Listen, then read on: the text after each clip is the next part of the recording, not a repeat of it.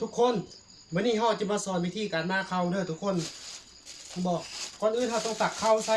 กินน้อยใส่น้อยทุกคนกินหลายใส่หลายทุกคนเห็นบอกวิธีตักข้าวเบิ่งเอาเด้อจำเอาไปใส่ชีวิตประจำวันเลยกินน้อยใส่น้อยกินหลายใส่หลายเห็นบอกทุกคนตักข้าวใส่นี่ไว้เห็นบอกกินน้อยใส่น้อยกินหลายใส่หลายทุกคนหลังจากนั้นทุกคนเราต้องเอาน้ำทอกใส่ทุกคนน้ำทอกเข้าไปเลยทุกคนเห็นบอกที่มาเข้าเบิ่งเด้อเห็นบอกทอกเสือทุกคน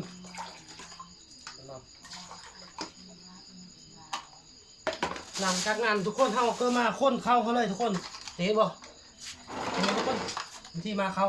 เฮ้ยคนแบบนี้ทุกคนเห็นบ่วิธีมาเข้าเบิ่งเอาเด้อเอาไปใส่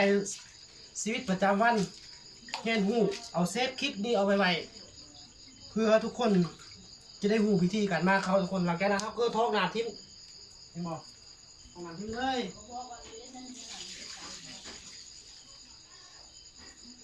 เขาต้องไอ้กาวอีกเท่านึงเนาะมันเวลาเขาก็จากนั้นเขาก็เอาน้ำใส่ยีสต์ทุกคนแล้วก็กาวไว้กาวแล้วก็เดี๋ยวเนาะวันนี้เขาก็ปาไว้ทุกคนมื้ออื่นเช้าเอาไปนึ่งชื่อไว้เด้อทุกคนเอาคลิปนี้ไปใส่เพื่อชีวิตประจำวันเด้อจะได้ง่ายวิธีการมาเขา